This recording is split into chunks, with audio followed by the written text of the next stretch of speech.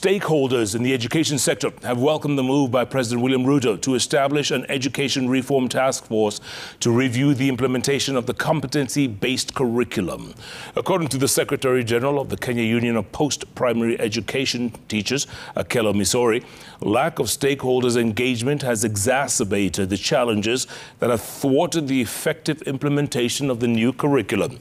Serfine Achieng with details of the existing inequalities in the country's state of preparedness for the transition of learners to junior secondary school and the expectations by stakeholders on what the task force must enforce to make CBC work for the country. Marisho School in Isinya, Kajiado County. Class is in progress. The school is among hundreds of private schools across the country preparing to receive the first cohort of grade 7 learners to the junior secondary.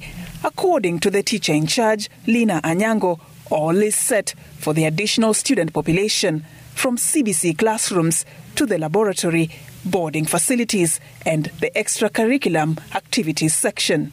In terms of CBC, we have 2 soccer fields, one for junior secondary and another one for senior secondary, like the one we are having here is 11 aside for senior secondary. We have 2 basketball courts. So when you go to our classrooms, you'll find that we have very big classes accommodating only a maximum of 30 students, because we realize that for CBC, the center is on the child doing as many activities within the classroom. So we want the classroom to be very malleable for the students to always be able to move freely within the classroom.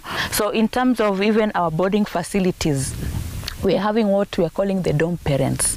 Within every dorm, there is a teacher who has a home within that dorm, so that the students can also feel that they also have another father within the dorm. But that cannot be said for public schools. A visit to a section of schools in Kisii County brings to the fore the harsh reality of the inequality in terms of preparedness between private schools and public schools. Most learners are forced to study under harsh conditions, with the majority of public secondary schools yet to fully set up to receive the grade 7 learners next year. Phase 1 of the multi-billion shilling government project to build CBC infrastructure in public schools is almost complete, but concerns as to whether what has been achieved is enough to accommodate the growing demands of the high population of learners remains rife. Wakati wa mfumo mwingine wa practicals, zile subject ambazo wameleta, walimu hawajapata materials zile ambazo zinahitajika. Kwa mfano, anapomaliza kufundisha, anaambiwa aweze kuonyesha mfumo huo kwa runinga, kwa TV, ambayo shuleni hamna TV, na hapo ni darasani. Na hizo madarasa ambazo tuko nazo, zingine hazijawekwa stima na hakuna njia unaweza weka TV. Kwa hivyo mwalimu analazimika kufunza tu bila kufanya practicals. I don't know how many public schools are in a position to offer this ICT integration in their lessons, looking at the kind of resources that they have. So I think a lot of resourcing has to be done to most public schools to ensure that we do not continue having that inequality between students who attend public schools and those who attend private schools, yes. Whereas CBC is sound on paper, the skewed pace of implementation of the new curriculum has largely been attributed to the lack of adequate teacher training, the high cost involved, and adequate parental involvement, prompting calls for its abolition. Hii kazi imekuwa ni ngumu kwa wazazi kwa muda huu sasa. Imekuwa ni kazi ngumu kwa wazazi wengi, wazazi hawana pesa, so gharama ni juu. So tunahitaji serikali iangalie upya ili kila mtu awe comfortable na hii ambayo inaitwa ni kama tutarudi ule mtindo wa zamani 844, maybe naonelea hapo inaweza kuwa sawa. In his inaugural speech as the head of state, Dr. William Ruto announced his plans to establish an Education Reform Taskforce to streamline the implementation of CBC. I will establish an Education Reform Taskforce in the presidency, which will be launched in the coming weeks.